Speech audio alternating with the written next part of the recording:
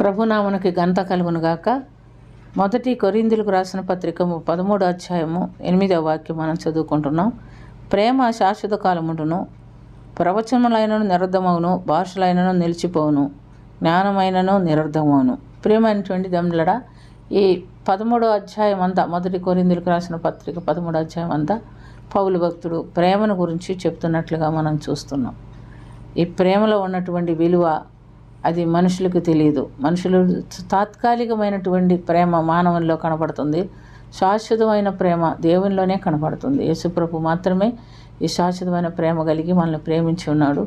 తండ్రి యొక్క ప్రేమను గురించి మనం చూస్తే యోహాను సువార్త 3వ అధ్యాయం 16వ వాక్యంలో, దేవుడు ఈ లోకమును ఎంతో ప్రేమించాడు కనుక తన అద్వితీయ కుమారుని యందు విశ్వాసం ఉంచువాడు నశింపక నిత్యజీవం పొందినట్టు ఆయన ఈ లోకంలోనికి పంపెను అని మనం చూస్తున్నాం. అంటే ఆయన యందు మనం విశ్వాసం ఉంచితే, ఆయన వెంబడిస్తే, ఆయనలో జీవిస్తే ఈ లోకంలోనికి వచ్చి ఆయన మనల్ని నిత్యజీవంలోనికి తీసుకొని వెళ్తాడని చూస్తున్నాం. యెహెజ్కేలు గ్రంథం 18వ అధ్యాయం 23వ వాక్యంలో మనం చూస్తే, దుష్టుడు మరణం పొందుట వలన నాకు ఏమాత్రమైనా సంతోషం కలుగునా, వారు తమ క్రియలు విడిచి తన ప్రవర్తనలు దిద్దుకొని బ్రతుకుటే నాకు సంతోషము.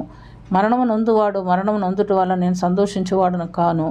కావున మీరు మీ మనసు త్రిప్పుకొనుడి, అప్పుడు మీరు బ్రతుకుదురు అని యెహెజ్కేలు ప్రవక్త ద్వారా దేవుడు హెచ్చరిక ఇస్తున్నట్టుగా మనం చూస్తున్నాం. కాబట్టి ప్రియమైనటువంటి దేవునిలారా, తండ్రి యొక్క ప్రేమను బట్టి కుమారుడు ఈ లోకానికి వచ్చాను. ఆయన ఈ లోకానికి వచ్చి మన కొరకు తన ప్రాణం పెట్టాడు, సిలువలో మరణించాడు, రక్తం చెందించాడు. ఆ రక్తం ద్వారా మనకు పాప క్షమాపణ కలుగుతున్నట్లుగా మనం చూస్తున్నాం. మరి మనమైతే ఏం చేయాలి? ఆయనందు విశ్వాసం ఉంచాలి. విశ్వాసం ఉంచి మన పాపములు ఒప్పుకొని విడిచిపెట్టి నిత్య నరకాగ్నికి పాత్రలు కాకుండా నిత్య జీవానికి వెళ్ళాలని ప్రభు ఇక్కడ మనకు హెచ్చరిక ఇస్తున్నాడు.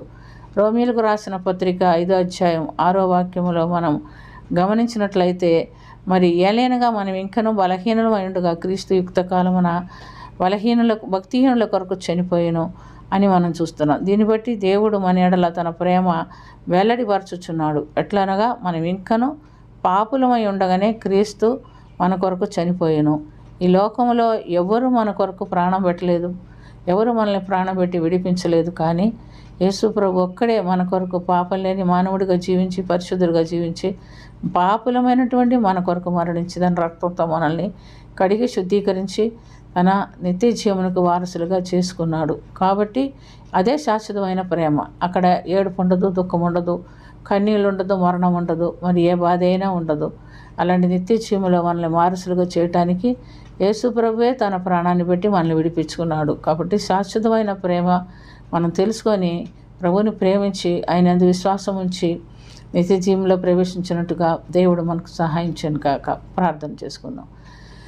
ప్రేమ కలిగిన తండ్రి, కృప కలిగిన ప్రభా, నువ్వు మాత్రమే మమ్మల్ని శాశ్వతమైన ప్రేమలోనికి నడిపించిన వాడుగా ఉంటున్నావు.